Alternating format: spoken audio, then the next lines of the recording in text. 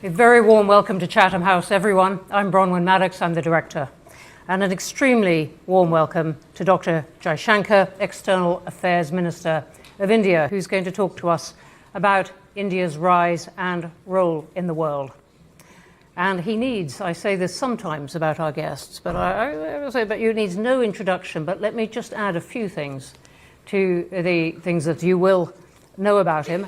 One of the, I'm going to say, longest standing foreign ministers around. You've survived longer than many since 2019. And is also a member of the upper house of India's parliament from Gujarat, was foreign secretary from 2015 to 18, ambassador to the US, to China, Singapore, and the Czech Republic, and has also served in other diplomatic assignments in Moscow, Colombo, Budapest, and Tokyo.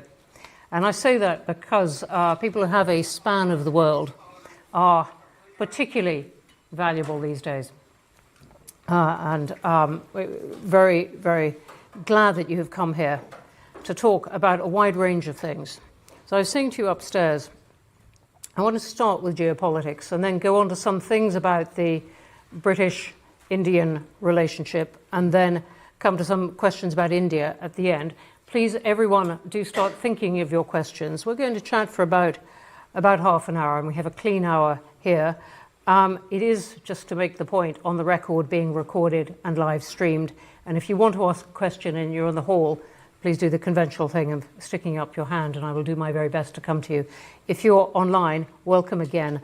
And if you send in your questions using the Q&A box, I will do my best to pick out them as well. So with that, welcome. Thank you. Let's start with what we can call geopolitics, but that one word is standing for rather a lot these days. What do you make of the first 41 days of the US's new foreign policy? Is it good for India? Is it good for the world? Well, it's interesting. And I think, and some of it, I must say in all honesty, is not surprising. Mm-hmm. If you actually tracked it and assume that most of the time, political leaders at least do much of what they promise to do. They do not always succeed, or they do not always get everything they want. But as a general principle, when people, when political forces or political leaders have an agenda, and particularly if it is one which they have developed over a fairly long period of time and have been very articulative and passionate about it, then I think much of what we have seen and heard over the last few weeks was to be expected. So I'm a little surprised that people are surprised. Now, that said, is it good for India? In many ways, I would say yes. My Prime Minister was in Washington about 2 weeks ago. I had accompanied him. I was myself there for the presidential inauguration. And when I look at our interests and our expectations of the relationship, I think there's a lot of promise we see there. Conceptually, I think we see a president and an administration which, in our parlance, is moving towards multipolarity. And that is something which suits India. When you say that they are moving towards multipolarity, do you mean accepting or even encouraging there being many poles of power in the world? I think practicing, and by practicing, promoting. Since 1945, one tends to think and talk about the United States as US and the Western world. So it's more like a bloc rather than a nation. I think what is quite clear is the US's own self-perception is now more as a nation and perhaps a little less as a bloc. Not entirely, one and not the other, but definitely the needle has moved in the direction of a more national personality and a more national analysis of its self-interest. If one looks, at our own relationship politically, to be very honest with you, we've never had any issues with American presidents, at least in recent times. There's no baggage which we carry or burden that the relationship carries. I think from President Trump's perspective, the one big shared enterprise that we have is the Quad. And the Quad is an understanding where everybody pays their fair share. So there's no spat about who's paying for whom. There are no free riders in Quad. So that's a good model for which works, which was restarted during President Trump's first term. And if I were to look at some of the big priorities of this president, many of them actually work for us. He seems to be, for example, committed to keeping energy prices reasonably affordable and stable. We welcome that. He is putting a lot of emphasis on tech, on the development of tech, on the use of tech as a game changer in global politics. I think that offers a lot of possibilities, for us. He appears open to connectivity initiatives of a certain collaborative nature. We have deep interest in that. So I would say, and of course, he has a certain view of trade, as you may have noticed. I was sitting here thinking we've got this far without mentioning trade or indeed tariffs, and I was wondering where you thought India would come out of this great tariffs exercise. I was coming there with Babet. Good. I'm just making sure we get that. We had a very open conversation about it, and the result of that conversation was that we agreed on the need for a bilateral trade agreement. And our trade minister, in fact, is there in Washington doing exactly that right now. I was thinking as you were talking, the piece in the Financial Times by Martin Wolf this week saying the West is over. Do you think that's right? I wouldn't put it so sharply, but I would say today there are clearly, American interests are more sharply defined, and I suspect so are European interests. I'm not sure where exactly Britain is, probably non-aligned between the two, but it's very clear. It's possible that it has not yet sharply defined its interests, but we might come on to Britain in a moment. But just staying with this picture, I would love to hear more about where India is going to position itself. Multipolarity, as you said. There is China. We still don't know exactly what the US might choose to do with China.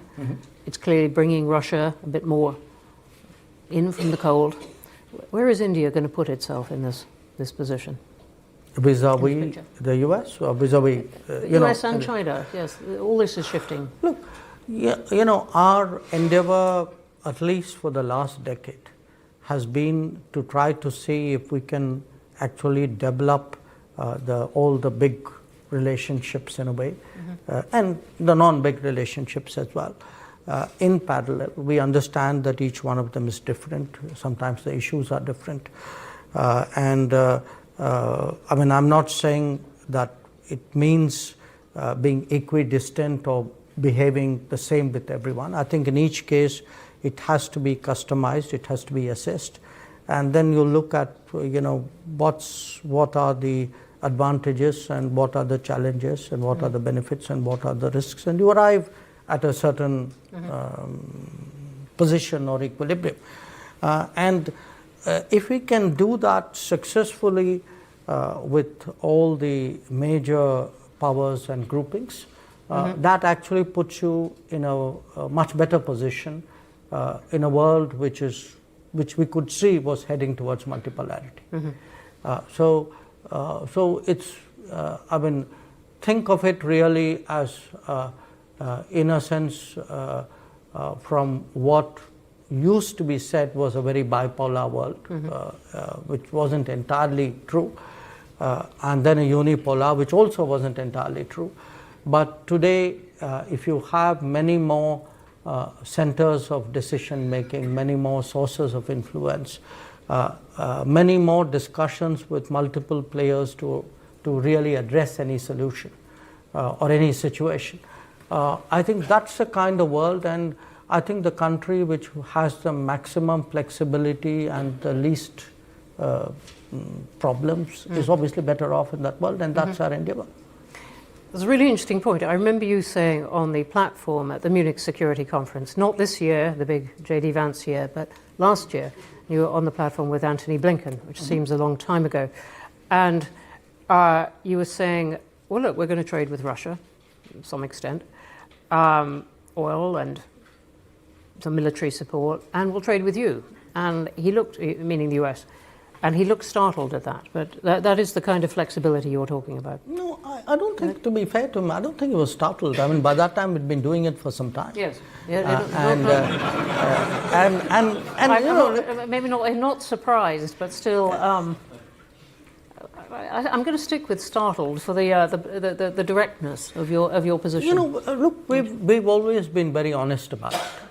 We've been honest about it, and I must say, even in 2022, we had discussed it at some length with the American administration, and I say this to their credit. They were also quite understanding about it, because you know, one issue which has been in a sense distorted, the whole energy trade.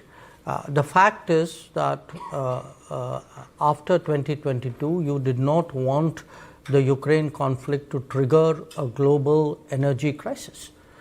We did not want to see global inflation, and which meant that somebody had to buy Russian oil if the oil markets had to be kept at a reasonable price.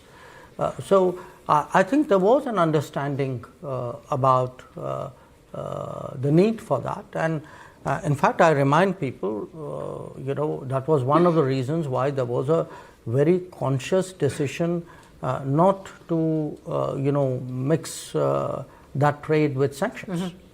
So I think people have been very sober and very, I would say, sensible about insulating the global economy from that particular aspect. So we've been very honest about it, because I would rather tell our partners and the rest of the world up front what we are doing. I see no reason why we should be, less than direct in any way. What about the Brics? What would India like the Brics to be? Economic grouping, or ideological one? What's the value of it going to be? Look, it's hard to put a label on it, and we all like putting labels. I mean, that's what we do for a profession. I mean, that's why you do what you do and I do what I do. But some things are not so easily defined, and Brics is one for this reason.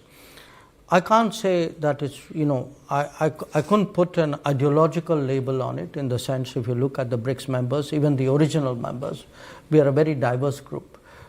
We are an exception to the normal rules on which groups are formed. I mean, normally countries who approximate geographically to each other or have some particular shared history or some kind of ethnic or linguistic commonality, this is normally the basis to create a group. Now, Brics defies all those assumptions. So it's not like the Commonwealth, it's not like the NATO, it's not like the G7, it's not like anything which had been conceptualized earlier.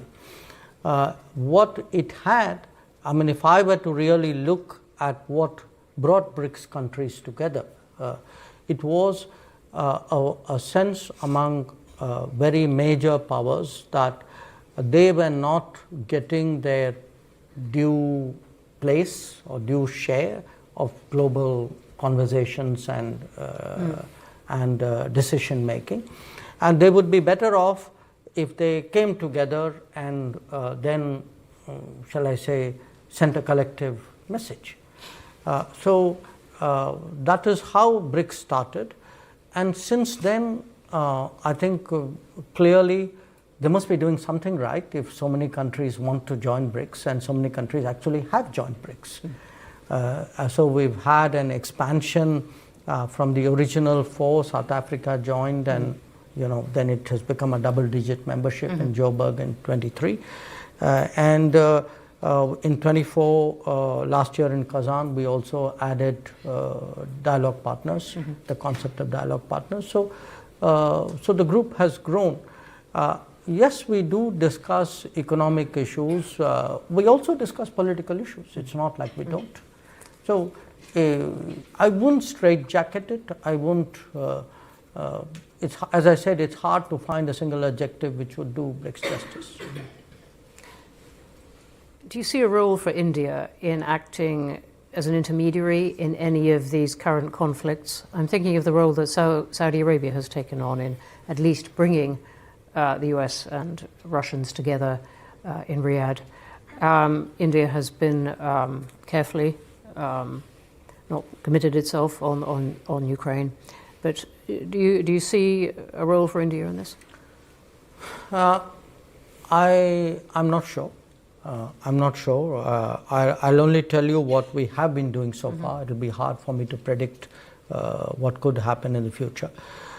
We have been one of the few countries who have been regularly talking to both Moscow and Kiev at various levels. My Prime Minister has been talking to President Putin and to President Zelensky. We have met with the presidents, the ministers, the national security advisors, the defense ministers. So, at various points of time, if there was a moment or an occasion when our weighing in was useful, we have tried to do that. Mostly, it has been very specific. For example, in the summer of 2022. At that time, the Black Sea grain corridor was sought to be constructed, and there were some hesitations in Russia. So a few other countries approached us to, including Turkey, which had the lead, to press the Russians on that. We did that. When the Zaporizhzhia nuclear plant came under firing, we actually were approached by the Ukrainians to pass messages on to the Russians, which we did, and they had something to say, which we communicated back. We worked a little bit with Mr. Grossi in IAEA on that. So wherever there's been a sense that, okay, India can do something, somebody has come to us and said, would you be willing to do that? We've always been open-minded about it. To the extent we proffered advice, we have largely done that in the privacy of a room. We have spoken our mind to both countries, both leaders. Our view has been that they need to do direct negotiations. That's been our consistent position. We have never advised them what should be the format and what should be the terms of the negotiations. That is their business. But if, and I would say this, every time we've had a significant and useful conversation with either of them, we have taken the approval of President Putin to share this with the Ukrainians and President Zelensky to share it with the Russians. So we have kept that going. But beyond that, as I said, we have never, it's never been up, we haven't done a peace plan or, put out a particular view. We don't think that is appropriate. I think this is an issue where the parties involved have to decide for themselves. And we also understand the stakes that Europe has in this matter. We understand the interest which the United States has in this matter. We hear it from the Russians that they too feel that there are other parties to be engaged. So I think we have done whatever was the right thing to do in the most helpful manner, and will continue to do that. Let's come on to the relationship with the UK. You saw the Prime Minister yesterday. I believe you're going to Belfast and Manchester tomorrow. You've seen David Lammy today. Is that right? Yes, yep. I saw. I was with him yesterday as well. Lots of David Lammy. Yeah. Right. Where does this stand? And let's start with the free trade agreement. I was in fact, the last time I saw you in your office in Delhi 18 months ago, and there was a great buzz around, was there going to be signing of the deal then? Would Rishi Sunak come over? Could he tuck in the cricket as well? There's a whole fuss around it. Then 18 months goes on. Is it intellectual property on pharmaceuticals? Is it visas again? Where is this? I think some progress has been made in the negotiations. I mean, first of all, let's understand this is a negotiation. Negotiations, and it's a serious negotiation, because when you do an FTA, you're really locking in your country into a long-term arrangement with another partner. So you don't do that in a hurry, you don't necessarily, you don't do that frivolously. So there is a lot of homework, there are a lot of forward projections made of what are the benefits and what are the costs. So it's a fairly complicated process. It's not just like going to a shop and buying something. Given the complexity, to me, it's natural that it would take time. We were discussing upstairs how this can burn up decades of people's lives. I'm not sure I think it should take decades. I mean, with the EU, we are into our third decade. It's not experience I recommend to anybody else. But we would like to accelerate this. I got a clear message. I also met Secretary Reynolds. So I think from Prime Minister Starmer, from Foreign Secretary Lammy, from Secretary Reynolds, I got a consistent message from all of them that the British side is also interested in moving it forward. We had a round last month in February in Delhi when Secretary Reynolds was there. We remain in touch. I had a few points to convey on behalf of my concerned colleagues as well. So I am cautiously optimistic that it will, the pace will quicken. Hard to say when it would come to head, but I certainly, would hope that it doesn't take that long. And in the broader relationship with the UK, how do you see that changing? Well, look, if we actually do conclude the FTA, which I'm optimistic about, I think it'll have not just an economic or a trade impact. I think it would have a larger relationship impact. I think people will see many more, they would be encouraged to explore a lot of other possibilities. And there are possibilities. I mean, I give you an example. We've had a British university actually open a campus in India. Now, that's a big deal.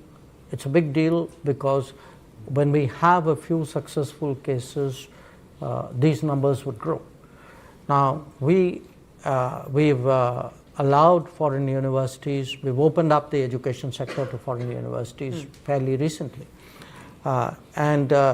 If you look at the numbers, I mean, we have today about 1 million plus, maybe 1.25 million Indian students studying abroad at any given time.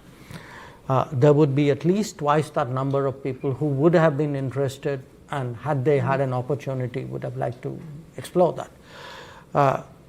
And in addition to that, there would be many others if they saw the, if their instead of them going out, they actually saw the universities coming to their homes or close by. They might be interested as well. So I can think of the education sector as a completely, new area which would open up. So when you have something momentous happen in a relationship, I think it will have a ripple impact on a whole lot of other sectors.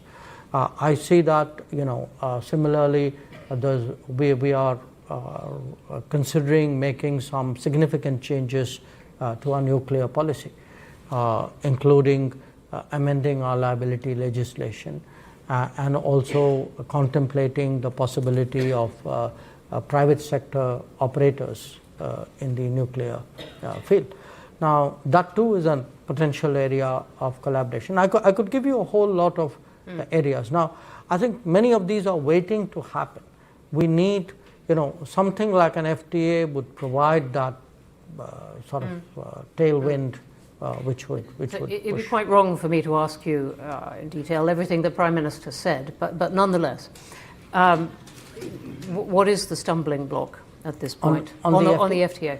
And there is no such stumbling block. Look, if there are negotiations sector by sector, let me say this. Pretty much everything I have read about the FTA in the press is inaccurate. So people often claim... So visas are not a problem and pharmaceutical IP is not a problem? It's good you asked me that. Yeah. Visas have nothing to do with FTA.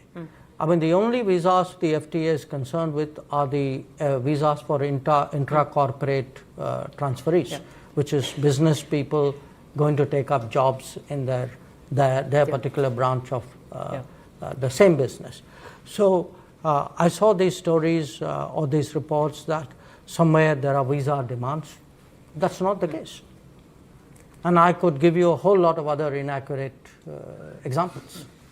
Look, it's not that there's some big boulder out there which we need to get out of the way. I think these are painstaking negotiations.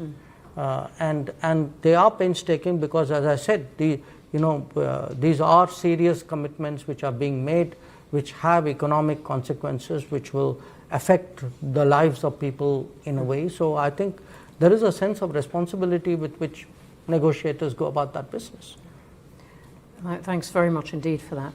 Let me just ask you a couple of things before we go to wider questions, a couple of things about India itself. And I'm very struck by a whole line of discussion in the Indian media at the moment, summarized by the question, will India get old before it gets rich?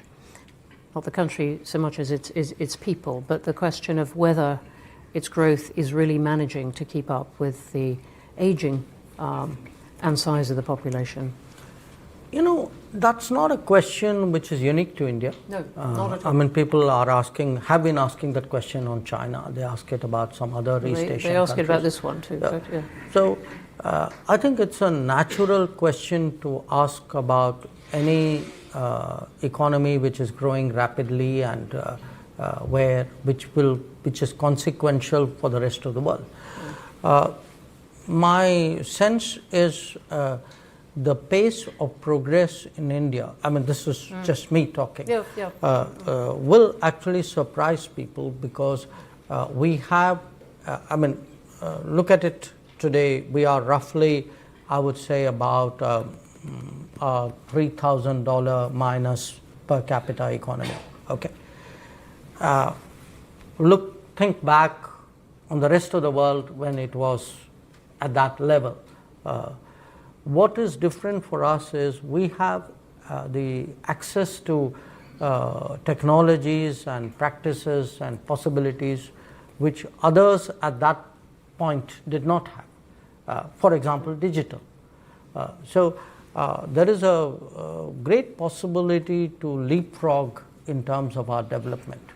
I think I'm pretty sure that the growth of India will follow a pathway or a trajectory which would not be taken by any significant economy before us, simply because many of those possibilities did not exist for those economies at that time. I press you on it because so much hope has been attached to India's development, its trajectory, as you said. And yet there are a lot of questions about whether that can continue, or, as you said, leapfrog. No, again, I don't think any of us doubt that it will continue. I mean, we are fairly sanguine that we have multiple decades of growth at, let's say, 7% ahead of us. But I mean, naturally, with urbanization, with prosperity, I mean, there are demographic consequences to that. I mean, that's a universal rule. Why would we be an exception to that rule? But I think if you look at the numbers, I think there will be a demographic trajectory. There will be a prosperity trajectory. I am not sure that there is grounds to be as alarmed as your observation would suggest. Thank you. We might come back to that in the questions. Let me just ask you one more, something that comes up in parts of certainly with the British media, with parts of the British government, about whether India is still a place where minorities feel that they can thrive. The argument being, look, it's great if you're part of the Hindu majority, but becoming a less comfortable place if you're Muslim, Hindu, Muslim, Tamil, Sikh, whatever. Has that come up in your conversations with Britain, and what is your answer to it? I'm a Tamil. I feel completely comfortable. And I think I can say that for the High Commissioner too. So look, there is a certain politics prevalent in some parts of the world, very driven by a kind of a vote bank consideration, very driven by creating identity lobbies, actually pandering to them, stoking a certain attitude, and we don't think actually that's very healthy politics. So if the idea of good politics is all about how do I look after, cater to minority demands, I think to me good politics is actually about treating your citizens equally. And when I look at the last 10 years and I see many of the big transformations underway, let us say housing entitlements, loan entitlements, business entitlements, I think as a polity we've been very, very fair. And to me, that kind of tokenism is actually very destructive politics. So I would actually dispute the idea that somewhere that's an ideal to which we should all aspire. I think that is a model which we actually reject. On that note, let's go to wider questions. I don't know if the question will come up again, but thank you. Forest of hands up immediately. Let me start at this far side. I'm going to take two at a time. Please. And could you wait for a microphone to come, and please identify yourself as well. My name is Sylvie. I'm a journalist from South China Morning Post. So my question is, will Modi come to attend a SCO conference in China this year? And also, currently there's no direct flights between China and India. It's very difficult to get visa. And also, China and India are having very few journalists in the ground in each other's country. And how and when will those issues be resolved? This is about direct travel. Right. Do you want to answer that one? Let me just sum up that question. You asked me on flights, on visas, right, and journalists, and journalists, and also SCO. And would I be there for the SCO? Modi, also you.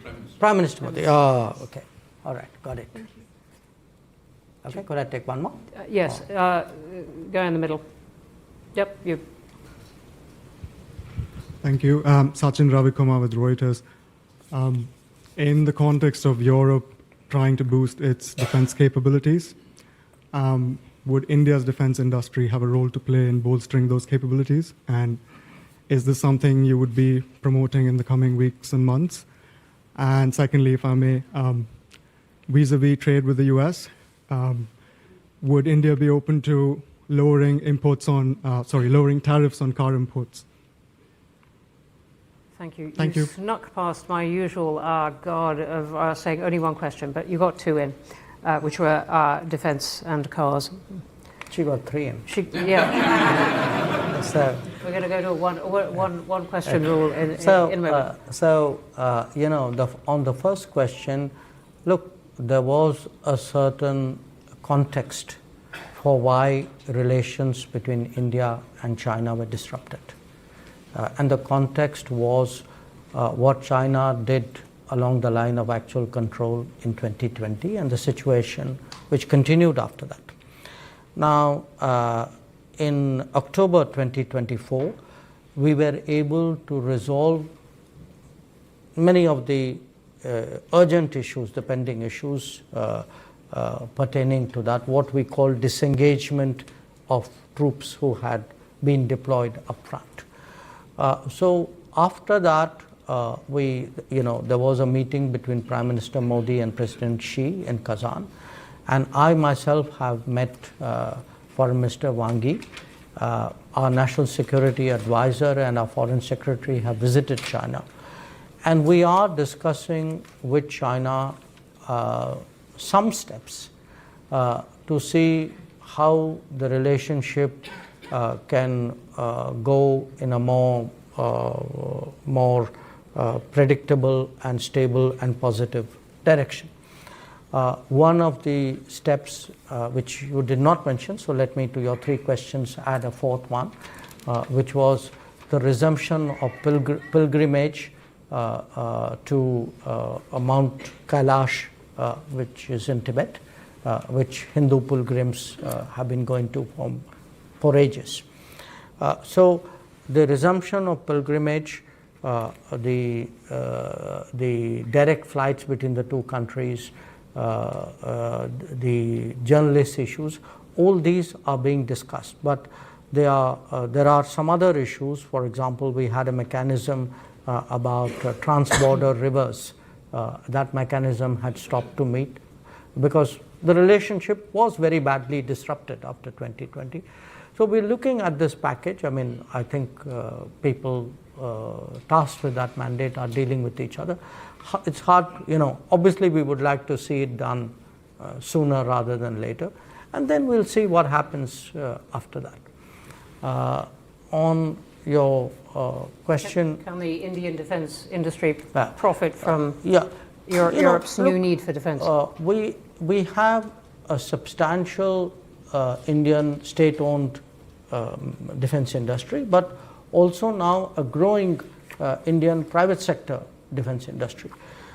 They are global in their interests and aspirations. It's even the state-owned ones, these are enterprises. They make the decisions depending on where there's demand and what the market opportunities are. Normally we leave it to them to make the business, the corporate decisions that they should, unless our national interest or our security interests are involved in some way. So I think if some of them wish to look at demands in Europe, I think that is a business decision that they should be taking.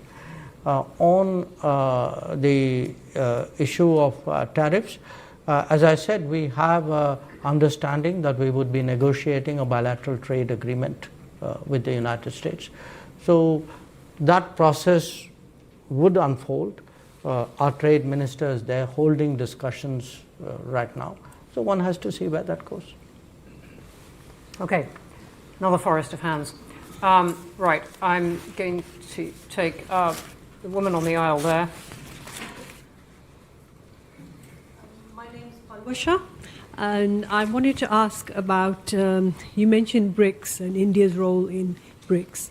Do you see India's role in the Middle East, because you spoke about Ukraine, but what about the Middle East, in specific Gaza?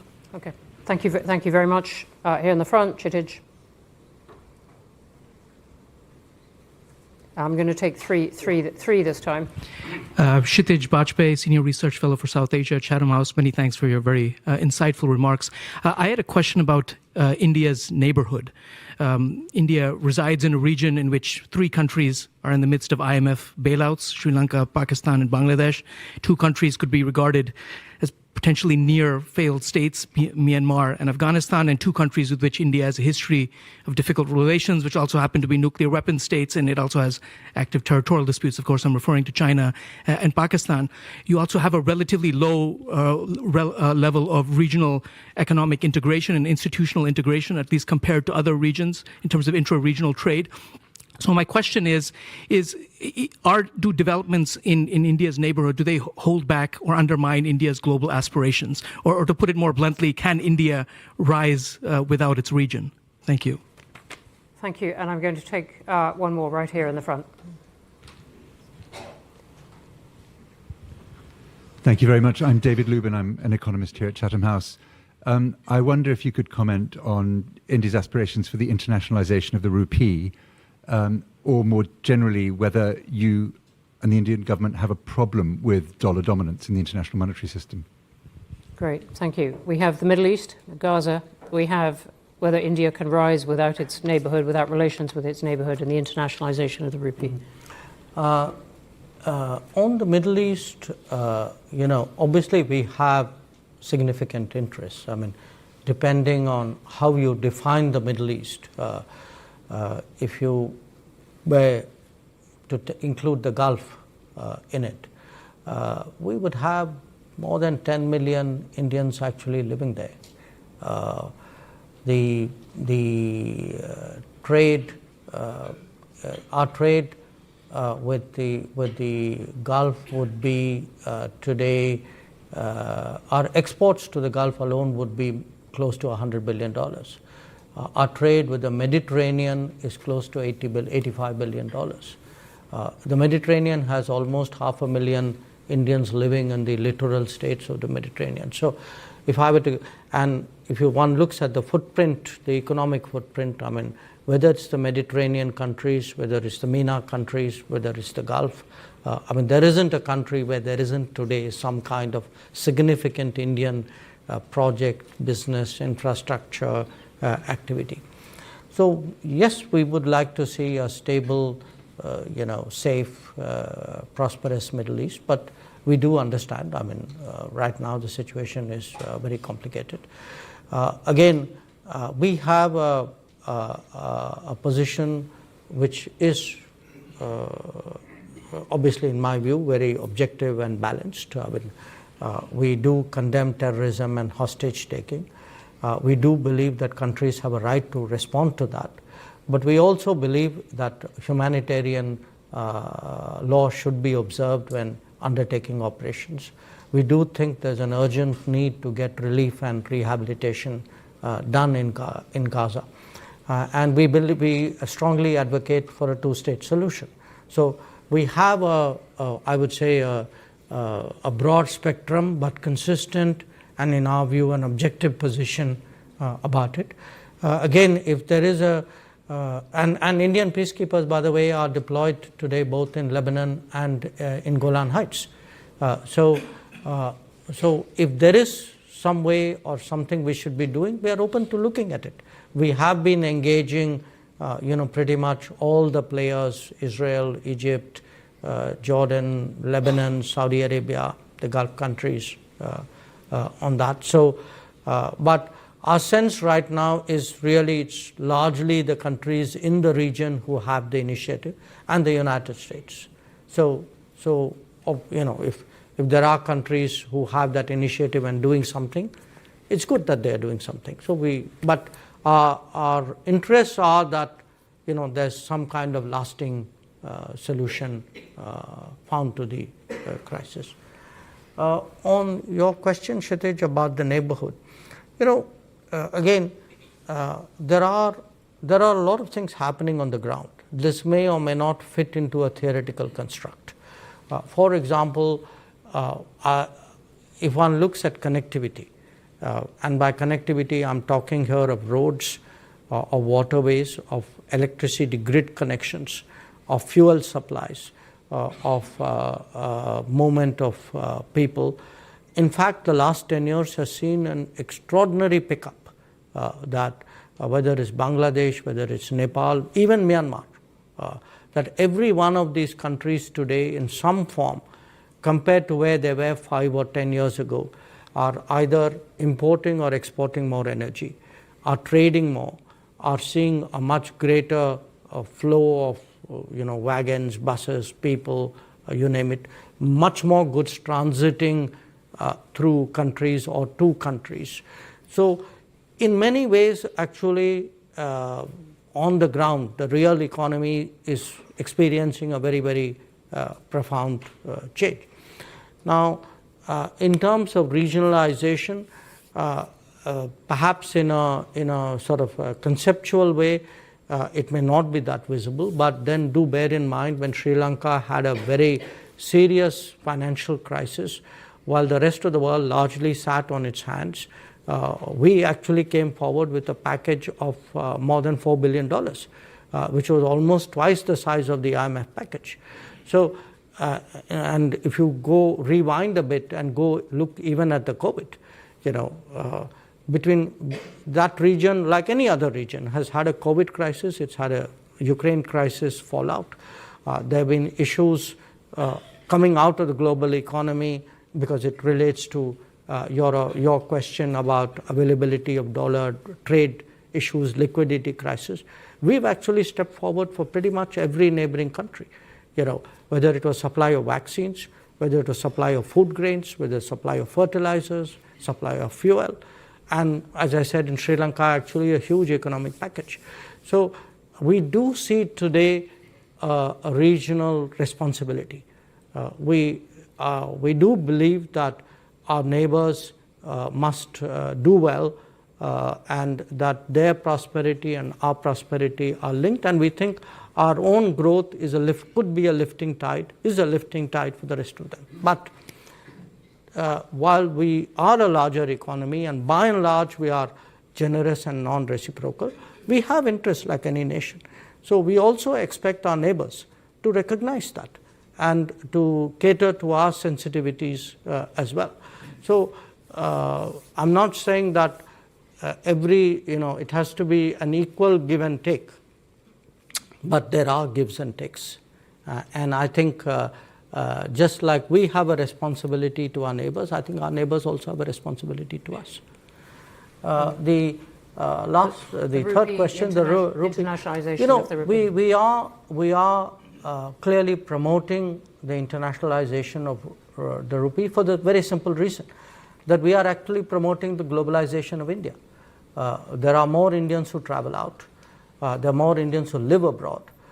India's trade, India's investments, India's tourists have all grown. So along with that, the practice of using rupee will also grow. So in many cases, for example, we have established mechanisms for cashless payments between India and some other country. We have, in certain cases, supported trade settlements, but we have also supported trade settlements because there is a shortage of hard currency in many countries, especially of dollars. So in a way, there is a steady, I would say, externalization of rupee transactions. That's part of the globalization of India. But where the role of the dollar is concerned, I think we are very realistic about it. We have never had a problem with the dollar. Our relations with the US are probably the best ever that they have been. So we have absolutely no interest in undermining the dollar at all. On the contrary, I think a lot of the problems in our region is the lack of the availability of dollars. So I would say many countries want to see more dollar, not less. Thank you. Take a gentleman here on the aisle. Yep. My name is Nisar. I am an author and a journalist. Let me make you a little nervous, Your Excellency. Thank you very much for your dissertation. Yeah. Kashmiris are up in arms because India is occupying Kashmir illegally. That's the reason why they are protesting. Now, given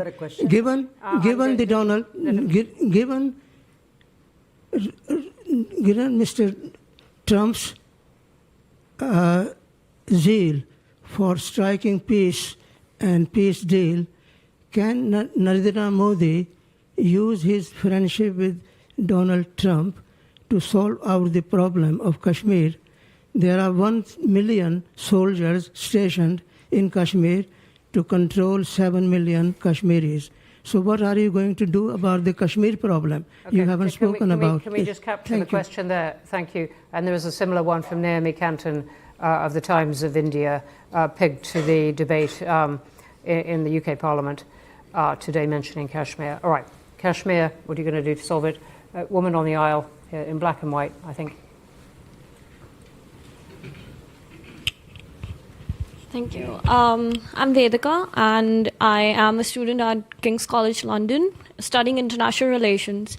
So my question is that when we talk about global South aspirations, and at the same time we talk about India and China's rivalry, so sometimes because of this rivalry, the global South aspirations are somehow diluted. Do you think this rivalry can sort of reduce the impact of the global South in the larger context? And what measures can Indian foreign policy and the decision makers take to make sure that this does not happen? Thank you very much indeed. And let me add one from online.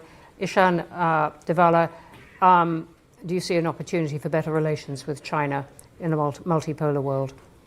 Which relates to that last one.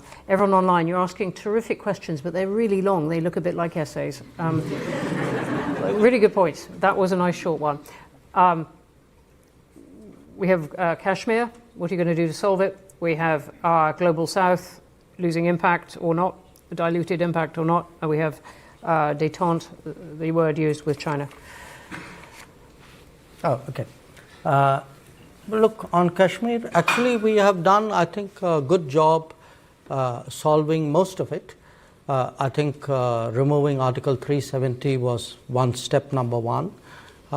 Then restoring growth and economic activity and social justice in Kashmir was step number 2. Holding elections, which were done with a very high turnout, was step number 3. I think the part we are waiting for is the return of the stolen part of Kashmir, which is on the under illegal Pakistani occupation. When that's done, I assure you, Kashmir solved. The second question, Global South. Look, there are different ways of looking at it, and I give you a perspective. What do countries in Global South largely want? They want more options. They want more experiences to compare, relatable experiences. They would like to get into relationships which actually help them build their society on a sustainable basis. So forget India, China for a moment. I think what is happening and is that much of the Global South in the previous decades had very limited options. They either had Western options, they had multilateral development banks, which were in a way associated with it. Within the Western options, they had maybe some subsets out there. Then at some point, they had Soviet/Russian options. Then you had a set of China options. Now today, if there are Indian options, I would argue that actually it's better for the Global South. It's not worse, because they now have many more possibilities to choose from. They will be in a position to evaluate which of these options and which of these relationships somewhere fit into their growth aspirations. And I can certainly say, where India is concerned, we have today projects in almost 80 countries of the Global South. We have delivered actually about 600 significant projects in the last many years. And I do think that by doing so, obviously the partner country is benefited, but it also strengthens the hands of the partner country in dealing with other relationships.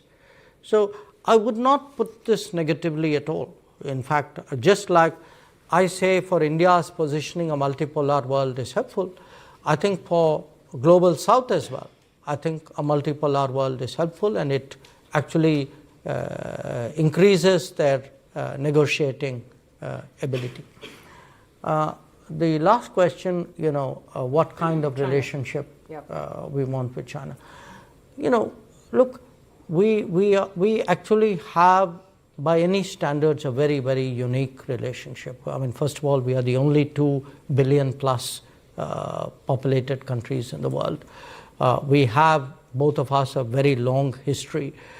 We've had the ups and downs in our history. You have today both countries on an upward trajectory. And here's the challenge.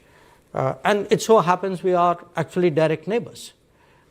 So the challenge is this, that when any country rises, its balances with the world and with its neighbors obviously change.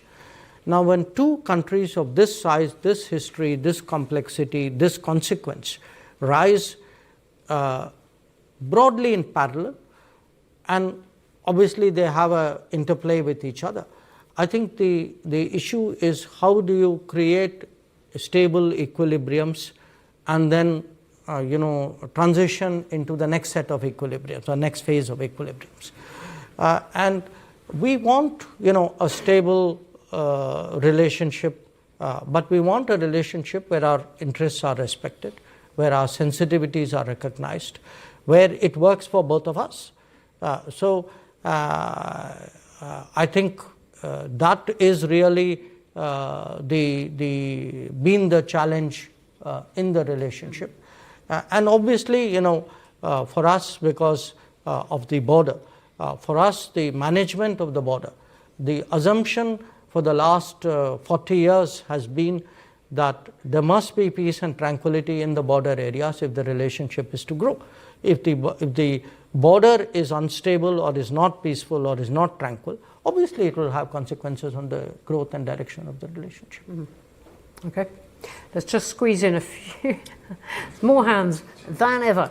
All right, I'm going to the gentleman right in the middle who's been very patient. Anis Nasser, retired banker.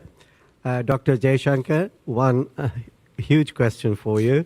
A lot of talk has been emanating from Brics group to replace dollar and have its own payment system. Do you think, in view of fast-changing demographic in respect of politics and economics, is this likely to happen in the next 5-10 years? Thank you very much. I'm going to go to Ashish Goyal right on the aisle here. Ashish, if you can wait for a microphone to come to you, which is coming now. Have you got it? Brilliant. Thank you. Thank you, Dr. Jaishankar, for your thoughts. I'm Ashish Goyal. I'm a global macro investor. And I'm going to continue on this dollar theme, actually, because you spoke about the idea of multipolarity being a good thing, and that's where we are headed towards. So why not multipolarity of the dollar, as in the sense currencies across the world, payment systems across the world? And just one perspective is that if the US did not have the dollar reserve status, by now you would have trashed the currency, because look at the fiscal deficit, look at their external deficit, all of that. So I understand that that's been the stable guiding force for the last 80 years. But I think going forward, India needs to prepare itself for a multipolar world, even in the dollar settlement system or the currency system in the world. So would love to hear your thoughts on that. Thank you. Okay, there's those two. And then I'm going to just take a different tack, because there really are quite a lot online about human rights. I'm going to say from Hamad Safraz saying, and he's speaking for many here online, India has positioned itself as the world's largest democracy, but concerns about its human rights record have been growing. The statement, how does India plan to address this issue? Does it acknowledge any shortcomings? And there are various others in that line, Shahid Ahmed as well. there is a cluster. So we have dollar and we have human rights. I could take a few more. I could take a few more. Okay. Because my answers would be pretty short on both. You don't know what I might then say. I will take this gentleman on the aisle then. Hello, I'm Bhanu Pranav and I'm studying theoretical physics in King's College London. So my question is in that direction, in education and especially in the pure sciences. I've always aspired to be back home but receive international level education. So what are your thoughts on us reaching out into the world more accessibly and India becoming a center for global level research, especially in the pure sciences? Okay, let's take those. No, because we need to stop at 7. Thank you for your generosity, but we actually in respect of the. So we can close with this, right? With these batch, Yeah, yes. okay. Yes. Look, I take the two dollar questions together. As I said, first of all, I don't think there's any policy on our part to replace the dollar. As I said, at the end of the day, the dollar as the reserve currency is the source of international economic stability. And right now, what we want in the world is more economic stability, not less.